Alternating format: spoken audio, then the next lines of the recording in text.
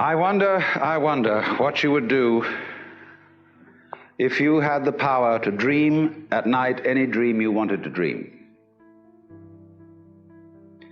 And you would, of course, be able to alter your time sense and slip, say, 75 years of subjective time into 8 hours of sleep. You would, I suppose, start out by fulfilling all your wishes. You could design for yourself what would be the most ecstatic life. Love affairs, banquets, dancing girls, wonderful journeys, gardens, music beyond belief. And then after a couple of months of this sort of thing at 75 years a night, you would be getting a little taste for something different. And you would move over to an adventurous dimension where there were sudden dangers involved and the thrill of dealing with dangers. And you could rescue princesses from dragons and go on dangerous journeys, make wonderful explosions and blow them up, eventually get into contest with enemies.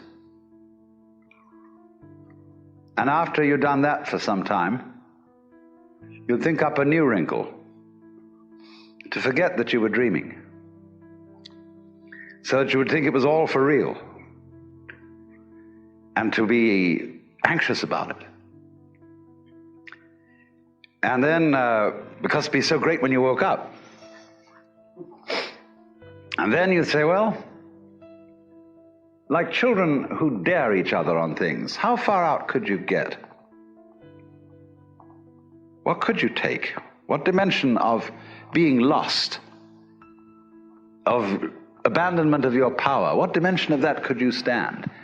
You could ask yourself this because you know you'd eventually wake up.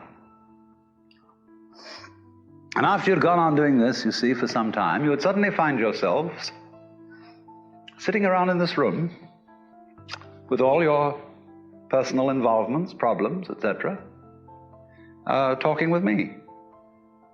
How do you know that that's not what you're doing? Could be. Because after all, what would you do if you were God?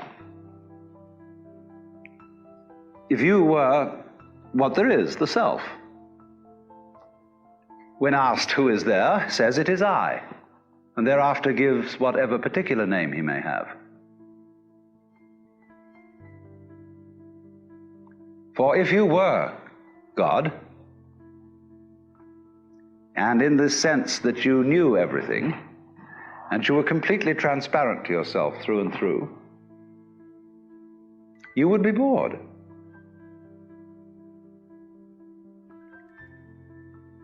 Because if, looking at it from another way, we push technology to its furthest possible development, and we had, instead of a dial telephone on one's desk, a more complex system of buttons, and one touch, beep, would give you anything you wanted. Aladdin's lamp. You would eventually have to introduce a button labeled surprise.